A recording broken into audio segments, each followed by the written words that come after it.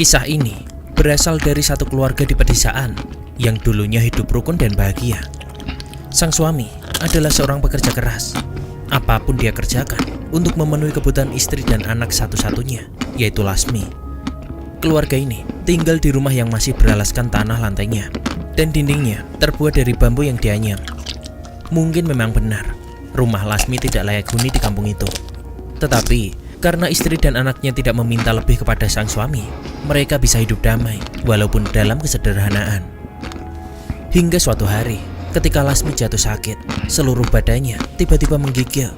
Kadang, tubuhnya sampai kejang-kejang saking panasnya. "Pak, Lasmi badannya panas tinggi, harus dibawa ke dokter," ucap sang istri. "Lah mau ke dokter gimana, Bu? Bapak aja ndak punya uang." "Ini Pak, jual saja cincin emas punya ibu." "Tapi Bu, itu kan cincin pernikahan kita."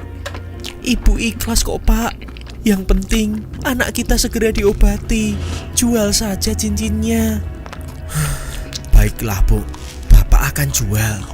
Terima kasih ya Bu," jawab sang suami yang segera keluar dari rumah untuk pergi menjual cincin tersebut.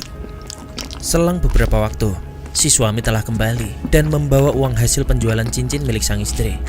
Lasmi pun segera dibawa ke dokter.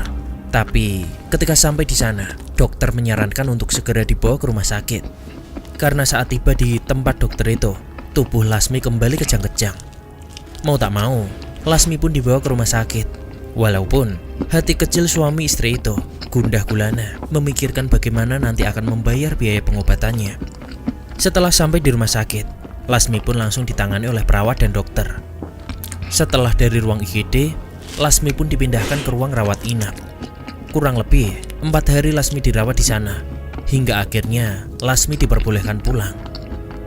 Namun, betapa kagetnya Bapak Lasmi saat mau membayar biaya rawat inap dan juga pengobatan anaknya itu. Semua sanak saudara didatangi untuk dipinjami uang. Tapi saat itu, ekonomi memang sedang sulit. Meskipun dibantu, uang untuk biaya pengobatan anaknya masih kurang. Hingga akhirnya, kesalahan fatal pun dilakukan oleh si bapak. Dia mendatangi seorang lintah darat untuk meminjam uang dan rumah gubuk tersebut dijadikan jaminannya. Akhirnya, Lasmi pun bisa dibawa pulang. Kini Lasmi sudah sembuh total dari penyakitnya. Jika hari kemarin, keluarga Lasmi hidup dengan